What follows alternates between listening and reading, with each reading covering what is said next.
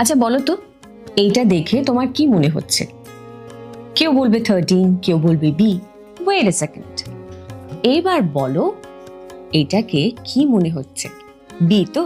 এটা যে বি আমি কি করে বুঝলাম? কারণ এর সামনে আর পেছনে যে লেটার্স গুলো রয়েছে সেটা দেখে আমি কনফার্ম করলাম এটা বি। এবার এই বিষয়টা আমাদের জীবনের ক্ষেত্রেও কিন্তু খুব প্রযোজ্য। তুমি যদি 4জন নেগেটিভ মানুষের সঙ্গে থাকো তাহলে 5 নম্বর নেগেটিভ মানুষটি তুমিই হবে। তুমি যদি 4জন নেশাখোরের সঙ্গে 24/7 থাকো তাহলে 5 নম্বর নেশাখোরটি ডেফিনেটলি তুমিই হবে।